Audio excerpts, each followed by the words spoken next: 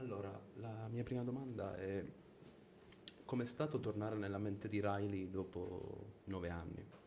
So what was it like to go back to Riley's mind, go back inside Riley's mind after 9 years? It was a lot of fun. I mean, you worked on the first film, so I you have a whole know. different experience. Yeah, I was associate producer on the first one, so I Yeah. was thrilled when I got asked by Pete Docter and Jonas Rivera to partner with Kelsey and make another sequel. So it was 4 years ago.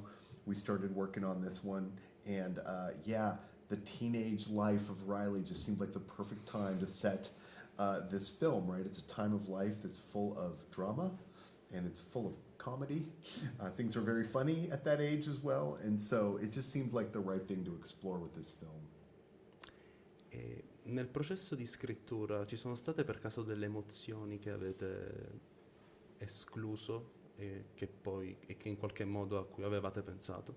So during the writing process, were there any emotions that you had thought of that, but that you had to exclude afterwards? Oh yeah, there's a ton.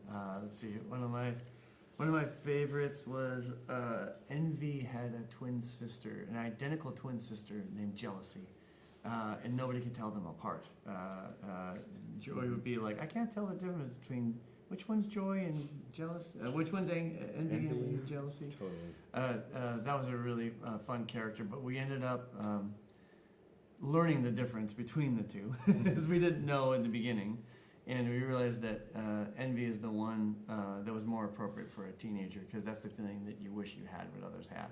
I certainly had a lot of envy when I was a teenager. E Pete Docter di recente ha dichiarato che preferisce l'idea del sequel piuttosto del remake di un film. Voi come la pensate in merito? So recently, Pete Docter said that he prefers sequels to remakes. What is your opinion? Oh, what's my personal opinion? I love great movies. You know, and yeah, it's funny. That's one of the advice I got at the very beginning.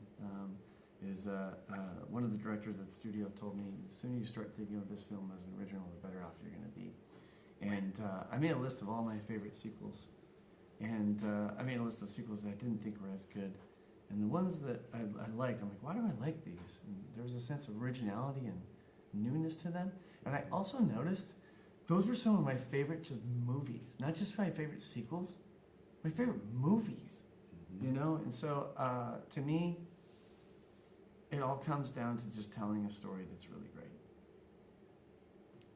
Potremmo dire che Inside Out è un film sulla presa di coscienza, sulla crescita e più in generale sul trovare il nostro posto nel mondo. Inside Out 2, ovviamente. So can we say that Inside Out is a movie about gaining awareness, growing up, and finding your place in the world? Could we say that? Inside Out 2 is about that time in your life when you're a teenager, you're going through a lot of change. And I think Riley's dealing with a lot of emotions that show up at this age that stick with you. You know, I can relate to Riley, even though I'm not a 13-year-old kid anymore, because I'm still, like, I'm making a movie about anxiety for a reason, and I still have to learn how to manage her. I think that's the thing we really wanted to make sure that this movie didn't end with like, and it's all done. Never have to deal with that ever again. I wish that was true, but it's something you always have, because our anxiety is there to help us. So I have to lean into, you know, that side of her. Grazie. Oh, that's it? Stop. Oh, Right. Thank you. grazie. Very much. Have a lovely day.